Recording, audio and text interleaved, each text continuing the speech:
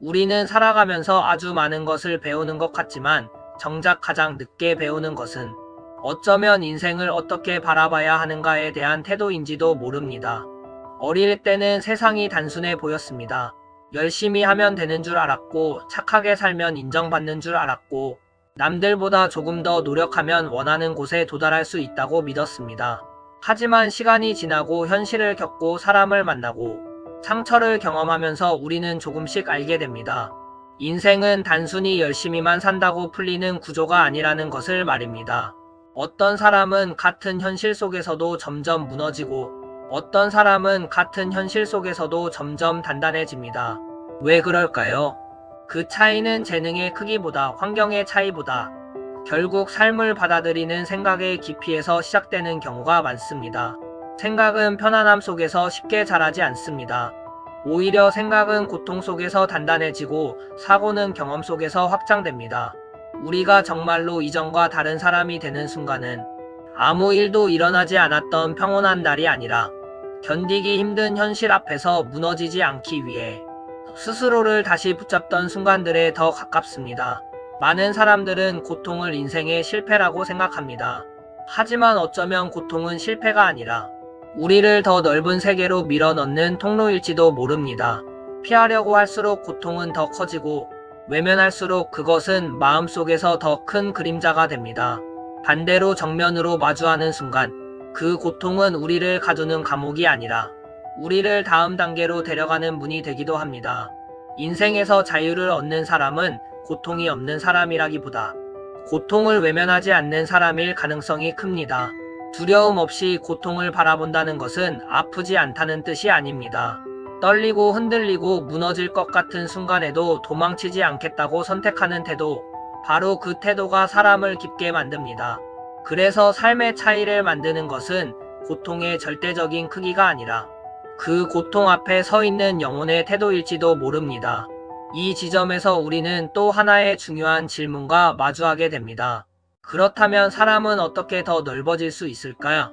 어떻게 더 크고 깊은 사고를 갖게 될까? 많은 사람들은 자신의 머리만으로 세상을 판단합니다. 자신이 본 것, 자신이 겪은 것, 자신이 알고 있는 범위 안에서 모든 것을 해석하려고 합니다. 하지만 자신의 경험만을 절대화하는 순간 사람은 아주 빠르게 좁아지고 작아집니다. 왜냐하면 한 사람의 경험에는 분명한 한계가 있기 때문입니다. 그래서 독서는 중요합니다. 독서는 단순히 지식을 쌓는 행위가 아닙니다. 책 몇 권 읽었다고 해서 사람이 바로 달라지는 것도 아닙니다. 진짜 독서는 타인의 시선과 통찰과 사유를 내 안으로 들여오는 일입니다. 내 머리만 쓰는 사람이 아니라 세상의 수많은 지성과 연결되는 사람이 되는 과정입니다. 어떤 책 한 권은 누군가의 수십 년 시행착오를 압축해 놓은 기록입니다. 어떤 문장 하나는 누군가가 긴 고독과 실패 끝에 겨우 도달한 깨달음일 수 있습니다. 그런 의미에서 독서는 정보를 읽는 일이 아니라 타인의 삶이 걸러낸 본질을 받아들이는 일입니다. 그러니 독서를 많이 했다는 것은 단순히 아는 것이 많다는 뜻이 아니라 내가 가진 세계의 경계를 계속 넓혀왔다는 뜻이어야 합니다. 진짜로 영리한 사람은 자기 머리만 믿는 사람이 아닙니다. 오히려 자기 무지의 경계를 아는 사람입니다. 내가 모르는 것이 무엇인지 알고 내 안에 없는 시선이 무엇인지 인정하고 그래서 바깥의 지혜를 빌릴 줄 아는 사람. 그런 사람이 더 높고 멀리 갑니다.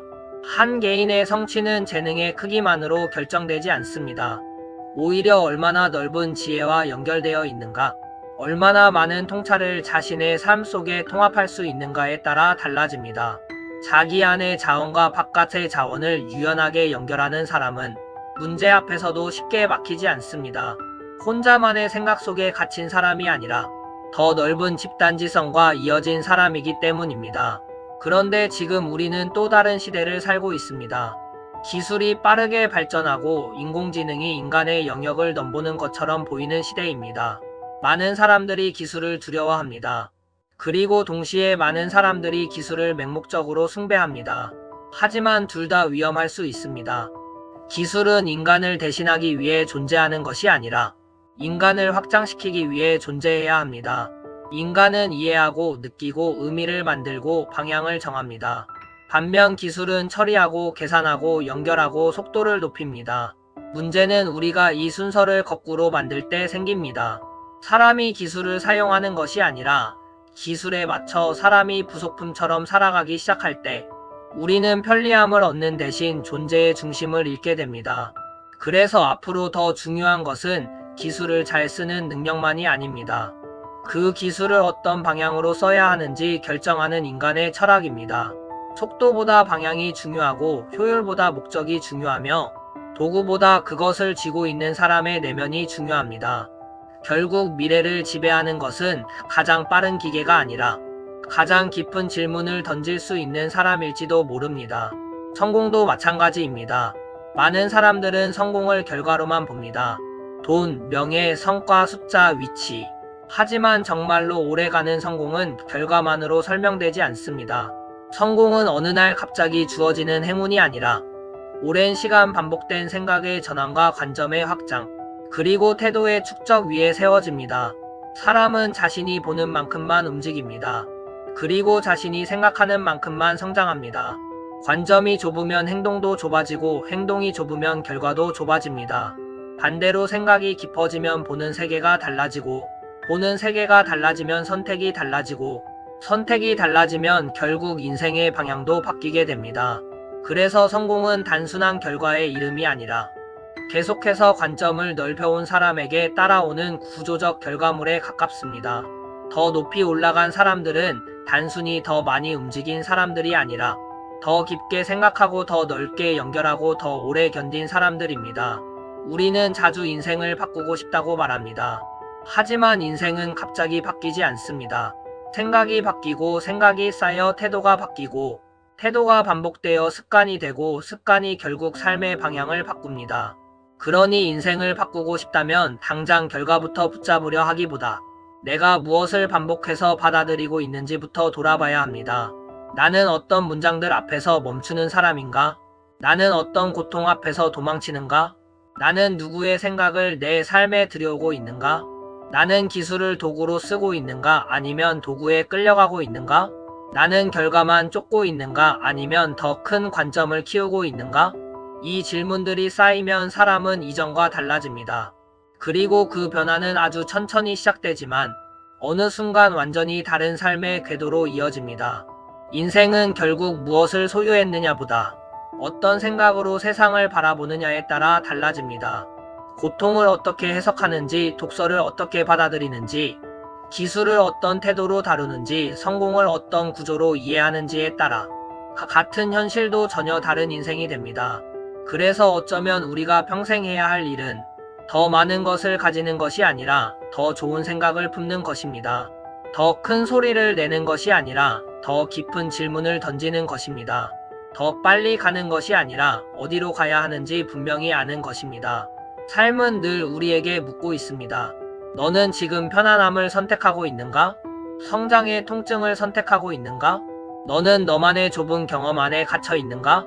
더 큰 지혜와 연결되고 있는가? 너는 시대의 속도에 휩쓸리고 있는가? 아니면 그 속도 위에서 방향을 붙잡고 있는가? 이 질문에 대한 답이 결국 한 사람의 인생 전체를 결정합니다. 그러니 오늘도 기억해야 합니다. 생각은 고통 속에서 단단해지고 사고는 경험 속에서 확장됩니다. 독서는 남의 문장을 읽는 일이 아니라 남의 통찰을 내 삶의 일부로 바꾸는 일입니다. 고통은 피해야 할 장애물이 아니라 더 넓은 자유로 가는 통로가 될 수 있습니다.